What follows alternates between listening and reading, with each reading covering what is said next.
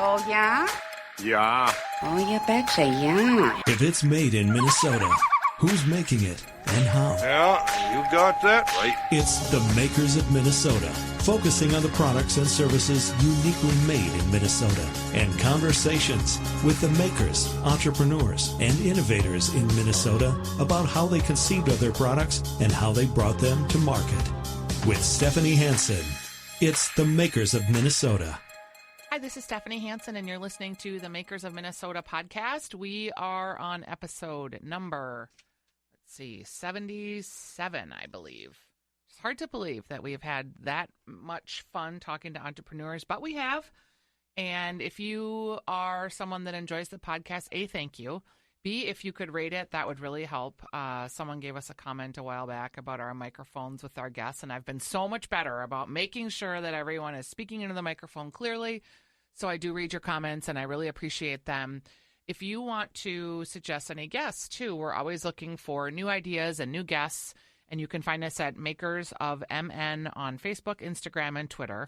And without further ado, I'm going to introduce you to Kelly. Kelly is here.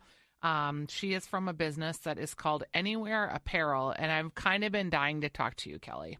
Oh, I'm flattered. Yeah. What's your last name? Coster. Coster. I was afraid I was going to say it wrong.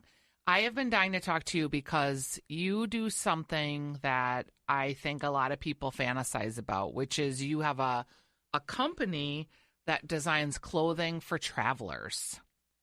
What on earth made you decide, like, wow, this is my vision and this is my dream and this is what I'm going to do? Right. Well, I didn't grow up thinking, oh, I'm going to run a travel clothing company. Right. I don't even have a background in fashion design, in fact. Sure. This really was born out of a passion between myself and my husband. Is your husband Nick? Yes. Okay. Nick yes. is the other partner in the business. He is. Yep. He is the other co-founder. We would travel a ton. We met right after college. We both had just extreme wanderlust. We would ride in the most cheap cars that were nearly breaking down, save all of our money, and go abroad. And we've been to probably around 50 plus countries, collectively between the two of us. And the one thing that we always struggled with was what to pack. Yep. We would go to nice dinners out, but we'd always want to see more of the culture, and we'd want to go hiking. We'd want to do a lot with a little, and it was always so tough to figure out, well, what do I bring? Right. Because I can emulate with that. Yeah, you don't want to overpack. That really limits your ability to see things, right? Then you're lugging around this huge roller bag. You have to worry about your luggage constantly, and that's not very freeing. Yeah. And and you also want to go out and see things. Like, you want to go out to a nice dinner and not feel like an American tourist in Paris, right? Like you have your suitcase sticking out underneath the table. Yeah, right. exactly. Or, you don't want to look like you just climbed a mountain. Yeah. You want to get service places, right? And you want to blend in a little bit with the culture in order to see more and to really get to know the local people. So when you got out of, what did you go to college for? I was a communications major. Okay. So did you grow up in the Twin Cities? I was born in Georgia, so I'm a Southern belle. We moved up to Wisconsin when I was about 4 or 5 years old. Okay. So really raised in La Crosse, and then moved up to the Twin Cities to work. I like La Crosse. My daughter used to have a love-hate relationship with the La Crosse Ski Hill Damnation every year. Damnation. She was a downhill ski racer, and it's a really challenging That's a run. tough one. That was the Black Diamond that I failed on many times. So I have fond memories of being 13 years old and doing Girl Scout trips to Mount La Crosse, and Damnation is named that for a reason. That's right. It's a very steep hill. So you get out of college, and were you working at a marketing job while you were doing this traveling intermittently? Yeah. The first, I would say, true marketing professional job I had was at the University of St. Thomas. And I got this awesome opportunity at a very young age to recruit international students for the business program. Cool. So they sent me to places like Peru, Brazil. I got to go to the Ukraine. I got to go to Prague, Russia. Wow. It was amazing. Yeah. Yeah. When you're, 22, 23 years old and you're flying all over for, some organization, work. you just think it's the most glamorous thing ever. And then you kind of realize, oh, I'm stuck inside these conference rooms and gosh, I have to tote around all this luggage. And I have to work. And you have to work. And then you realize, wow, there's a whole world out there that I just want to go see. Yep. So that kind of sparked it, going to all these places. And can you talk about, so you decide, do you remember the moment that and are you married to Nick when you decided that you're going to do this? Where we married? We were not married, actually. Funny story, we were working with an intern at the time, and we went down to the courthouse to get our marriage license, and we brought her with because we had a meeting that day with her. And so she witnessed our marriage, and she held my husband's cup of coffee while he signed the document, and we were laughing because it was like the most intern thing to ask her to do, right? Hold my coffee while I get married. But we got married about a year after we had started the company. That is really funny. Yeah. Okay, so a lot of people sit in this chair and they have created something, or they're building something, or they're making something, and their partner is like the steady Eddie person that carries the medical benefits and gets it all so that this person can be the creative type. In your case, you have two of you doing this same thing. Yeah, my husband still has his day job full time. Okay. He does, which is wonderful, and he loves it. Yep. So that's He's been lucky to have both. Yes, he really is. He really is. I am doing this full time. I've done it full time for the past 4 years. So that was a big step, Yes. to leave a solid career and to leave a group of people I'd been working with for 7 years, and then go off on my own and really do this. And so you guys started a Kickstarter campaign. Is that how you had the money to launch? Because I'll be honest, you have had a career outside of college and then decide oh, gee, I've never done this before. I have no design skills. I'm going to go ahead and launch a travel company making apparel. Right. Is ballsy as heck. Yeah.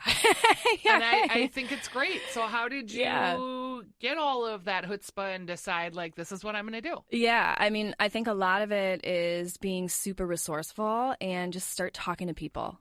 You have to just start learning who knows what you don't.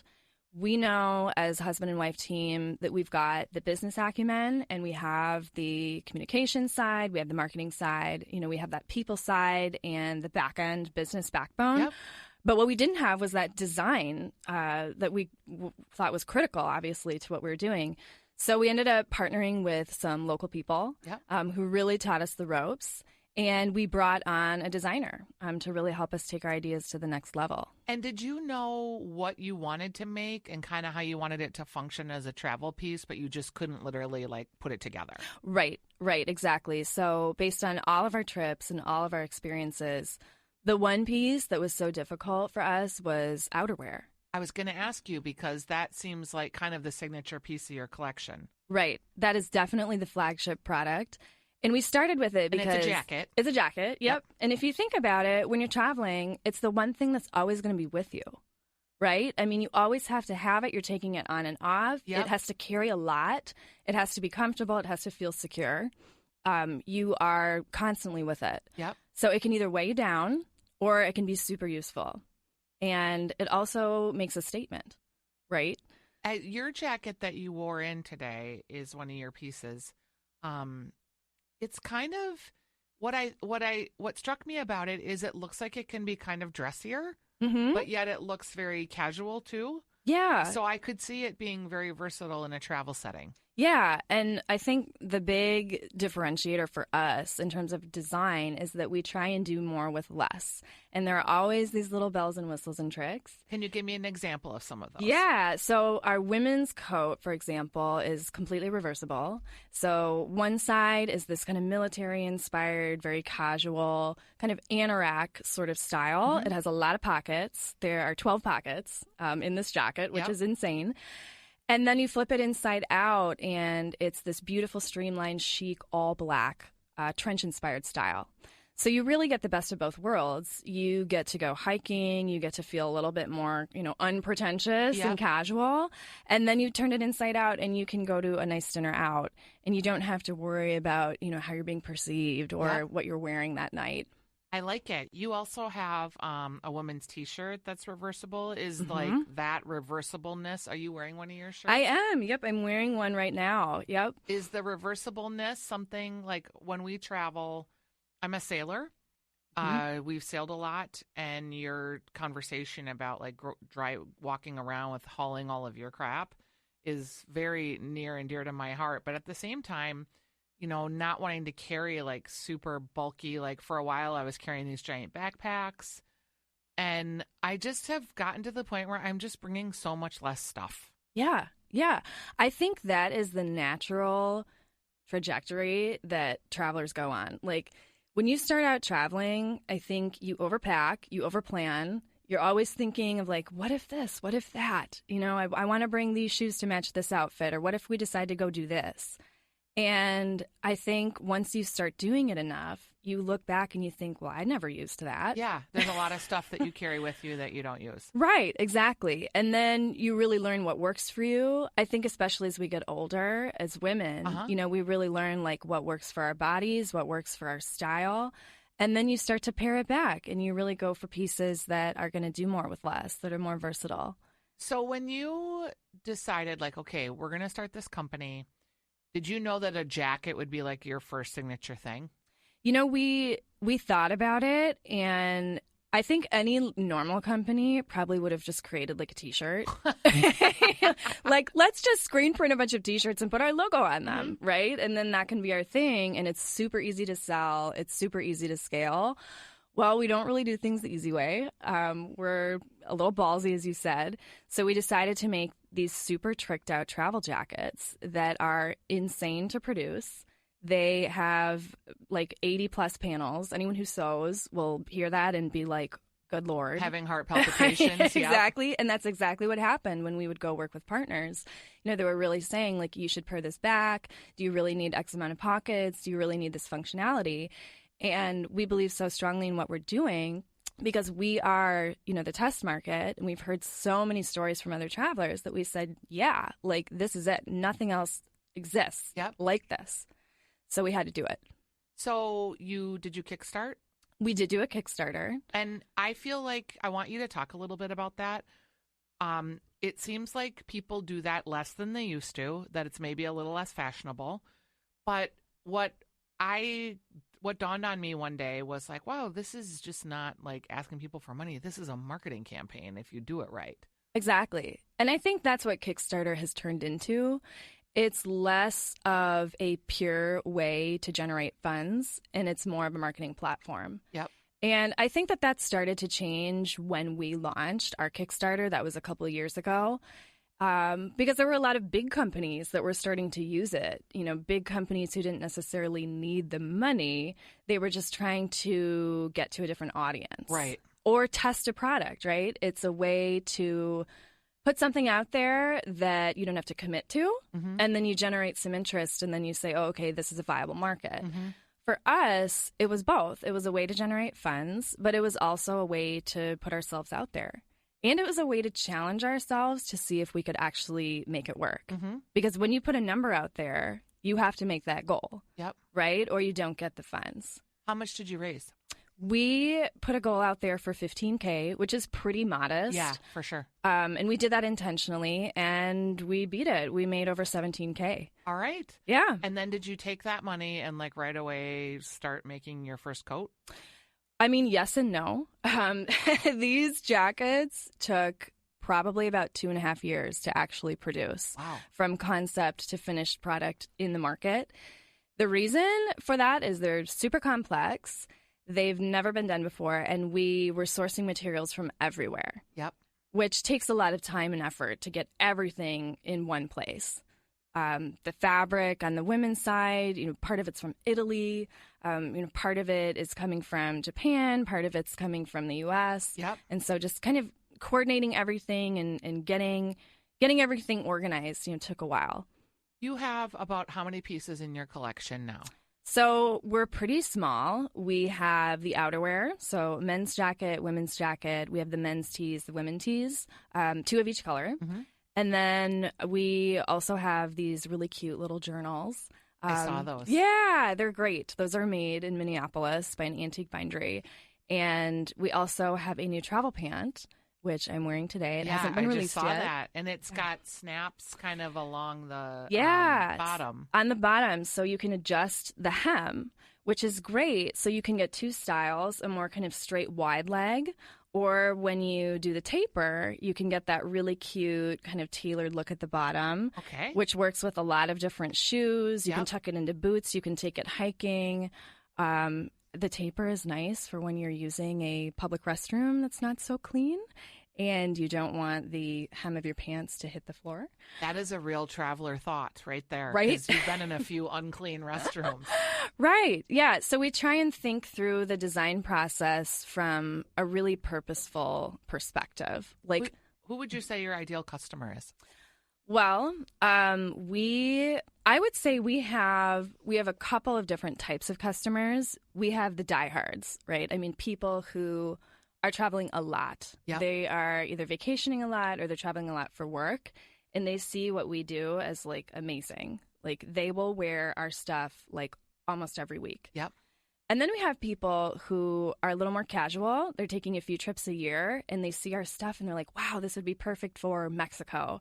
This would be perfect for my trip to Asia, this fall. So it's really cool to see people get excited about your product when you know that they're actually going to use it and go on this big adventure with it. Yeah.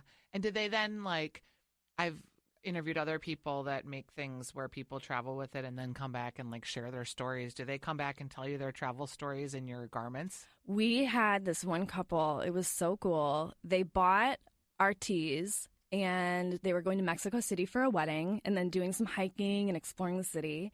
They bought our tees, and then a month and a half later, they came to us at a different pop-up market. I had kind of forgot, right, that they were doing this. And they came to us at this market, and they were like, hi! And they were wearing our tees, and they were like, we just got back from Mexico. It was amazing. And they told us all of these stories about the wedding they went to and the bride's dress and the beautiful vistas and the food they ate. And it was magical because we got to live their experience. That's neat. Yeah. That's really neat. Do you primarily sell through pop-ups or primarily online?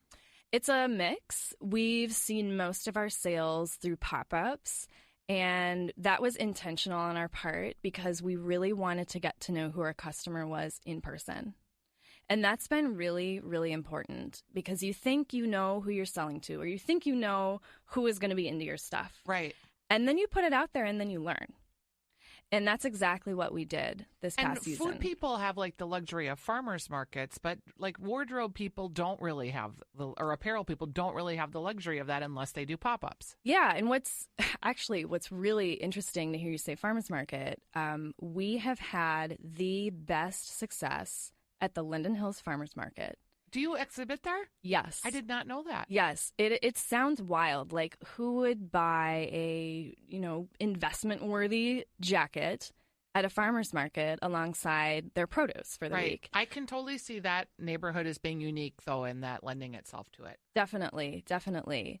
And I think it's helped so much that the Minneapolis Craft Market has really picked up steam. Yep. They are showing at all kinds of different breweries, all different neighborhoods. And that has been just a key partner for us. And that is what you do is you become a part of their stable, I guess, and then they have markets that you are already a pre-approved vendor and you can participate in as many as you want. Right. Pretty much as long as there's space and you get in. Mm-hmm. Is it difficult to get in? Is she getting I know she's done a lot. She's done a ton. It's definitely getting more competitive, and you have to sign up for her markets within 20 minutes of them being available now. Mm-hmm. So, yeah, it's crazy. The whole pop-up scene. I'm waiting for it to become oversaturated because there's so many. Yep. There's so many. But I just think it's a really unique and different way to shop. And people really like that. They want to meet the people behind the business. And it creates a little bit more urgency and excitement, because if something is only out there for a weekend or it's one day, and then it disappears for 7 days, like that creates a little bit different shopping environment for people. When I looked at your Instagram, you have a lot of followers for being a relatively new company. I think you have like almost 5,000. Yeah. And do you do your own page? We do. Yes. Tell me about that, because it seems very curated from a lifestyle perspective. Yes, that was really important to us. We really believe strongly in the power of inspiring imagery. And being a travel brand, we wanted to bring amazing, true images to people. And pretty much 95% of all the images you see on our Instagram are photos that we took on our trips. Mm-hmm. So it is real. We're not just like taking from these glossy pretty pages. magazines. Right. Yeah. Everything that we put out there is real. Or we're working with people who are going on trips and we're using their imagery and crediting them. And yeah, Instagram has become a process for us. We actually work with a super talented designer. She lives out in New York now. She was the same intern who held the coffee while we got married. Okay, that's handy. And she helps us curate our Instagram. We have this huge gallery of images, and then she'll put everything together, so it just looks super cool and inspiring and, really gives the vibe, right, and the feel of what we're trying to convey. It's kind of a funny thing, and I'm trying to work through how I feel about it. On the one hand, you have to post from Instagram on your phone. Right. So you spend a lot of time on your phone looking at it as a singular image. On the other hand, some people, yourself included, have these very curated lifestyle pages that when you look at the 9 squares all in one uniform story, it has a different feel. Right. I'm meeting people like you that are like in the design and the lifestyle piece of it, that really holistically are looking at their pages like they're sitting on their computer and seeing this whole beautiful 9-panel image. And yet in the day-to-day, and I'm more in the food world, I'm seeing people like obsessing over the shot, right? Mm-hmm. So it's the one panel, it's that shot. And their Instagram maybe has a color or a theme, but you're not very often looking at it in a 9, I'm just using 6, 3, 6, 9, however many panel window. Do you have any thoughts about, I understand why you're doing it the way you're doing it, and I understand why a food person is doing it the way they're doing it. In terms of like the use of the consumer, how do you think like normal people look at this stuff? Well, we treat Instagram more as the new business card. Okay. So it is the new first impression. Got it. Right? Like if people want to get a sense of who you are, oftentimes they'll go to your Instagram before they go to your website. Interesting. That is generationally contingent, right? Sure. It's like that matters, but to a lot of people, especially younger folks who are using it, like that's the way that you understand, is this something I'm interested in?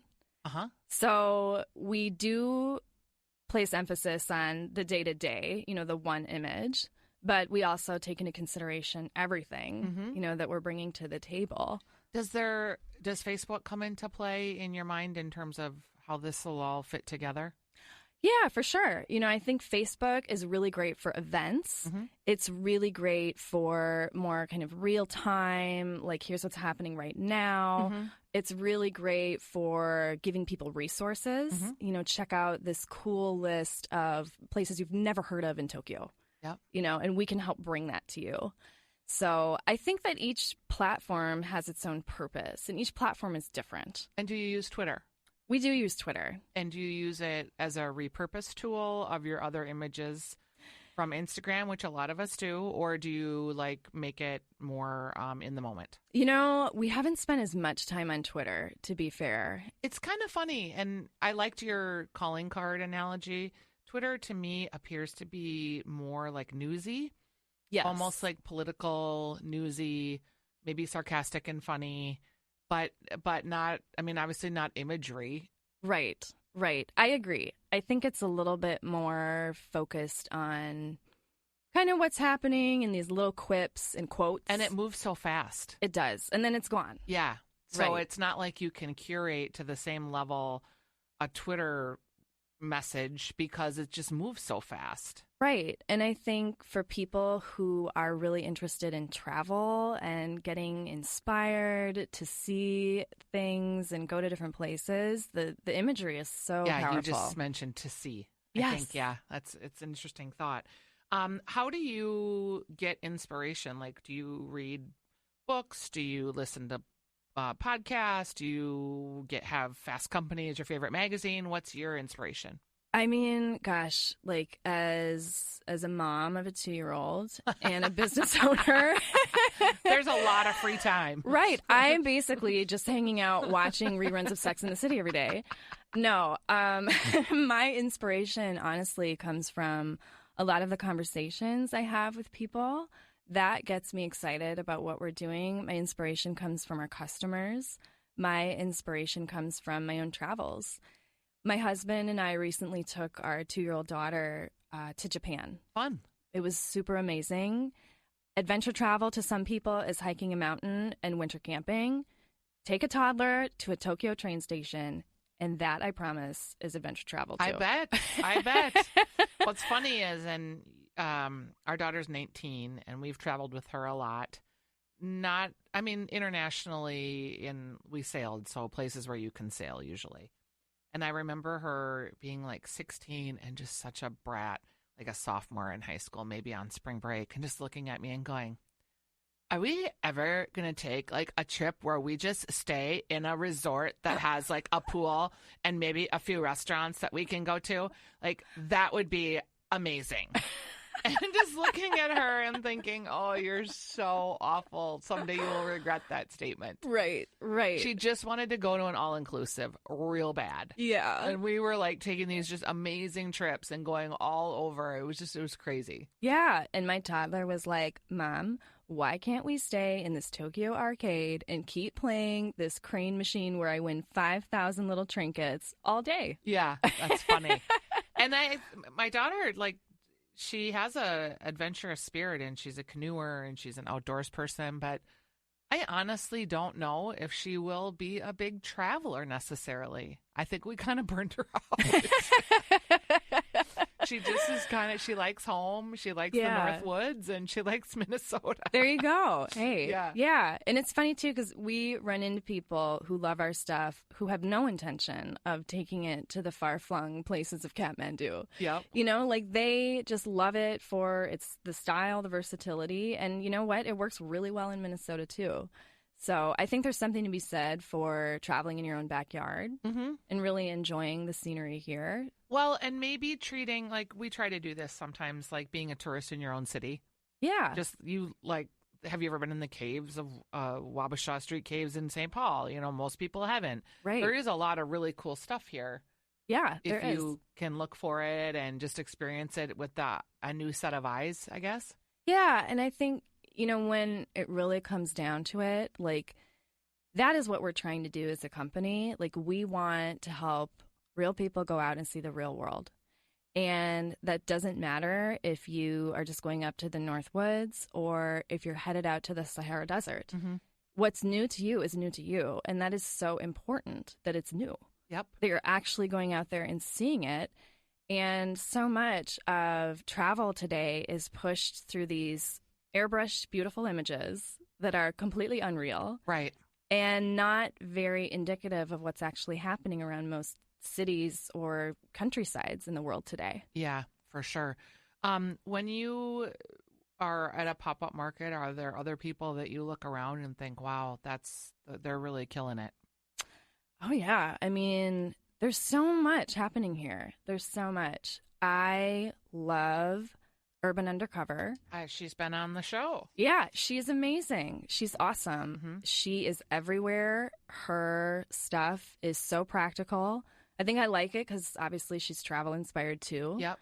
And she has such a great aesthetic and a great vibe. And she's just an awesome person. Yep. You know, you can feel her brand through her personality. Yes, I would agree with that. I just love it. I love it. Other people I really love, it's in the food world. I love the Gohan sushi people. Okay. They are a husband and wife couple, and they do catering and events and pop-ups, and they make the best sushi. Never even heard of Oh my gosh, you have to check them out. They're just amazing. Gohan. Gohan meaning honorable rice in Japanese, or rice for the people, I should say. And they are just the sweetest couple. They just had a new baby. They have a toddler. And so they're kind of doing what, you know, Nick and I are doing, which, you know, we created this little bond, you know, because they were at the Linden Hills Market as well. And I think that's the other cool thing about doing this is you meet so many other entrepreneurs. Right. And you feel like you get lifted up, you know, when you meet other people who are doing what you're doing. You reminisce, you know, talk about the hard times, and, you know, people just, they get you through, right? Yeah, for sure. We're talking with Kelly, and her husband Nick is not here, but he's also a founder of Anywhere Apparel. And how do you want people to find you? Like, if you could say to someone, find me here, like, what's the first impression? Is it Instagram that you want them to go to first?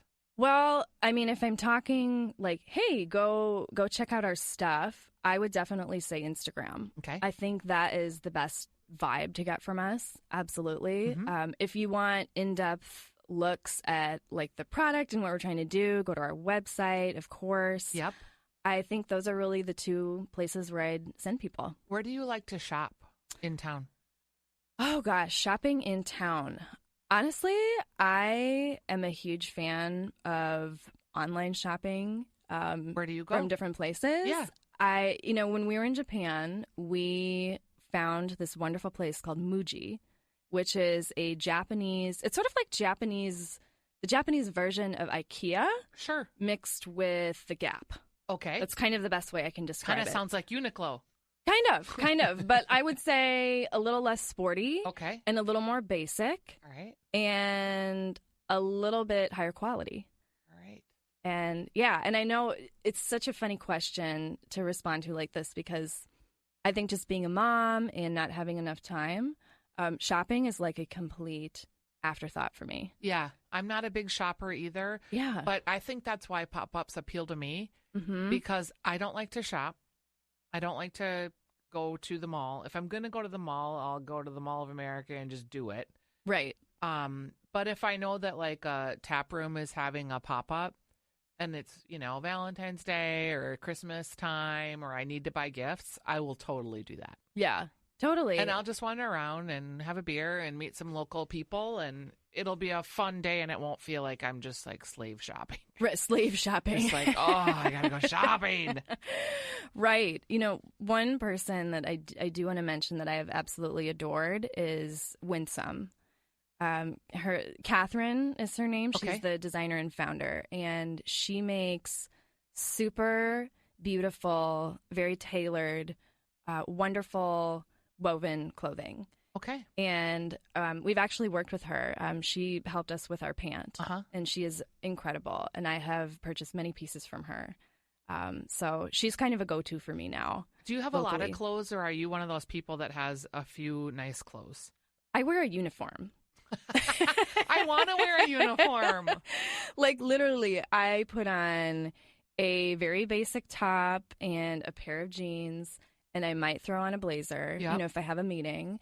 Otherwise, that's what I wear. I want a uniform. Yeah, and I don't have to think. And that's also what informed a lot of our design. We want people to just throw on their clothes and go out there and explore. Yep.